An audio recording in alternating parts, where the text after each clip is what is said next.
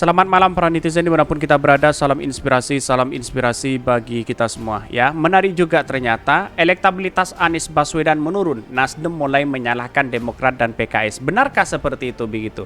Saya rasa dalam perdebatan hari ini bahwa ketika koalisi perubahan itu solidnya luar biasa di situ begitu kan, dan sekarang sudah menemukan titik temu atau menemukan rintangan di situ begitu, padahal solid luar biasa ya, walaupun saling memanas antara Sahroni, terus kemudian si Ali begitu kan dari Partai Nasdem, lalu kemudian mengkritik Partai Demokrat lalu kemudian mengkritik Partai Nasdem begitu kan. Seolah-olah ini dipertontonkan bahwa ya ada apa begitu kan ya. Yang satunya masih percaya terhadap lembaga survei, yang satunya ingin ngotot si A si B menjadi cawapres begitu. Kalau ingin koalisi perubahan yang ditawarkan itu adalah kepada bangsa kita itu membangun bangsa bersama-sama, siapapun cawapres Anies Baswedan ya harus kita terima begitu kan, walaupun bukan AHY misalnya begitu kan, tapi kebanyakan orang mengarah kepada AHY begitu. Ngapain kita harus meributkan hal seperti itu begitu kan, dan bahkan kritikan-kritikan dari netizen banyak luar biasa begitu kan ya. Seperti ini kritikan-kritikan dari netizen begitu ya. Ini elektabilitas Anies Baswedan menurun ya, Nasdem mulai menyalahkan Demokrat dan PKS ya. Ini waduh ini wadidaw ini ya, polling capres pilihan ya, siapakah yang layak menjadi cawapres ya atau menjadi presiden RI. Ada Prabowo, ada Anies Baswedan begitu ya. Yang menang di sini Anies Baswedan begitu kan. Ya, polling ini diikuti oleh 2000, bayangkan begitu ya. Artinya apa? Artinya selama ini kalau kita melihat dalam polling itu Anies Baswedan menang luar biasa di situ begitu kan. Buat PKS dan Demokrat jangan tergiur dengan posisi dan jabatan yang ditawarkan mereka. Memang berat melakukan yang terbaik untuk negeri ini, dan politik memang punya intrik ya serta tipu-tipu. Ya, kita lihat saja polling Anies Baswedan sudah merenang, walaupun di survei-survei itu masih jauh begitu kan, masih urutan ketiga, tidak menjadi masalah begitu kan. Karena pada hakikatnya rakyat yang menentukan ini semua begitu. Kalau sudah rakyat bersatu menentukan Anies Baswedan menang, ya ngapain apalah menjadi bagi mereka begitu kan ya.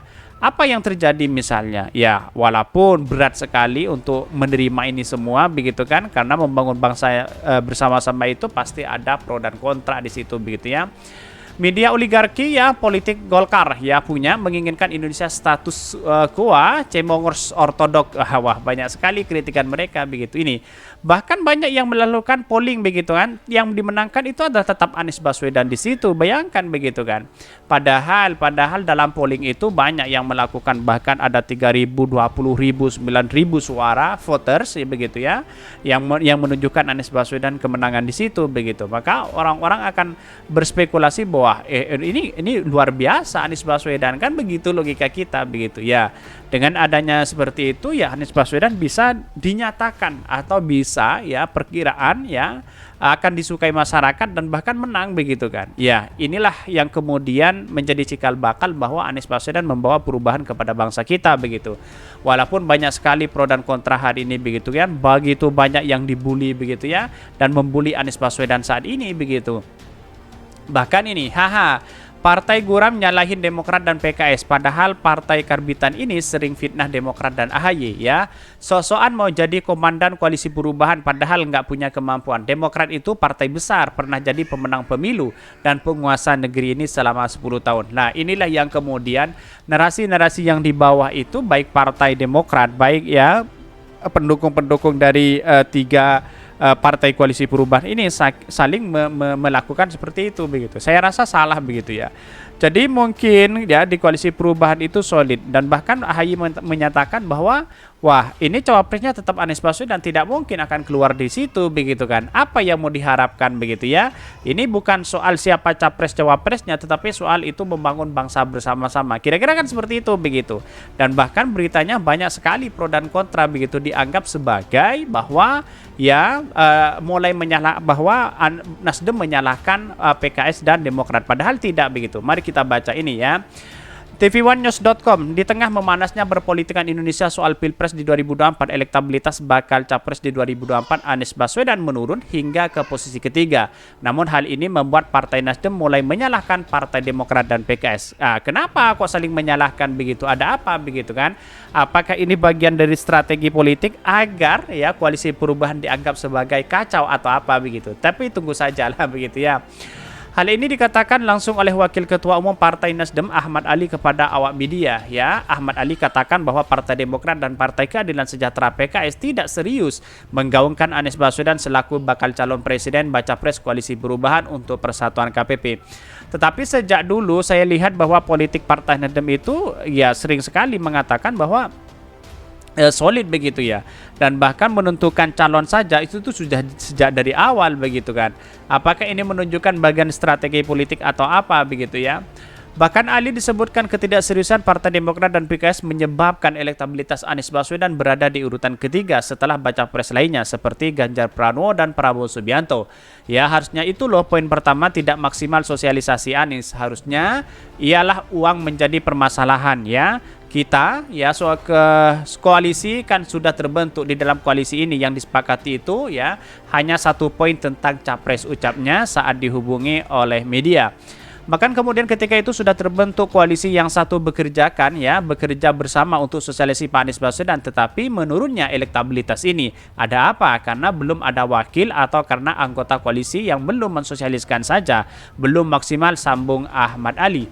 Oleh karena itu, anggota Komisi 3 DPR RI ini mengatakan masih banyak pekerjaan rumah PR yang harus dikerjakan oleh tim 8 untuk mengakselerasi kerja-kerja menyukseskan Anies Baswedan di bursa di Pilpres 2024. Iya, memang kita PR-nya masih banyak begitu. Cawapres masih belum ditentukan dan sebagainya begitu kan. Apalagi cawapresnya begitu ya.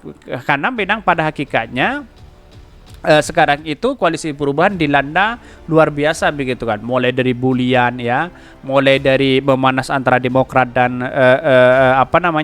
dengan Nasdem begitu ya, dan kabarnya begitu ya bahwa ya ada partai baru yang kemudian ingin bergabung ke koalisi perubahan begitu. Siapa mereka saya tidak tahu begitu. Jadi banyak yang kemudian menjadi cikal bakal bahwa koalisi perubahan itu tetap solid. Saya katakan begini. Ya, karena pada hakikatnya ya, walaupun toh pada hakikatnya Anies Baswedan ya, lalu kemudian tidak didukung oleh Partai Demokrat dan PKS ya, lalu kemudian dia bisa berjalan ke yang lain begitu untuk menawarkan ya lebih kepada cawapres begitu kan. Bisa saja Partai Nasdem menawarkan kepada PDIP untuk menjadi wakilnya Pak Ganjar ya, untuk memenangkan yang lebih gampang begitu kan. Tapi di satu sisi kan lihat saja begitu kan, atau menawarkan kepada Pak Prabowo begitu ya. Itu jelas-jelas di situ begitu. Apa yang terjadi ya karena politik kita dinamis di situ begitu ya. Ada kemungkinan besar ya bisa saja menjadi wakilnya Pak Prabowo di situ begitu. Tapi kita lihat saja begitu bagaimana perkembangan politik hari ini. Kira-kira kan seperti itu begitu ya. Ya, di satu sisi menunjukkan bahwa apa yang terjadi selama ini begitu ya. Bahkan ya yang saya katakan ya PKB masih belum jelas siapa cawapresnya begitu kan ya. Pak Prabowo masih belum jelas begitu. Jadi bisa ada waktu untuk peluang berkoalisi di situ begitu ya. Inilah yang kemudian kenapa partai koalisi perubahan itu solid luar biasa, katakan itu karena memang info orang dalam itu sebenarnya solid begitu. Tetapi di luar sana muncul spekulasi si A, si B, dan si C sehingga ada kerancuan yang luar biasa di situ begitu. Wajar, namanya politik itu ya menyatukan frame di situ begitu sangat sulit sekali begitu ya.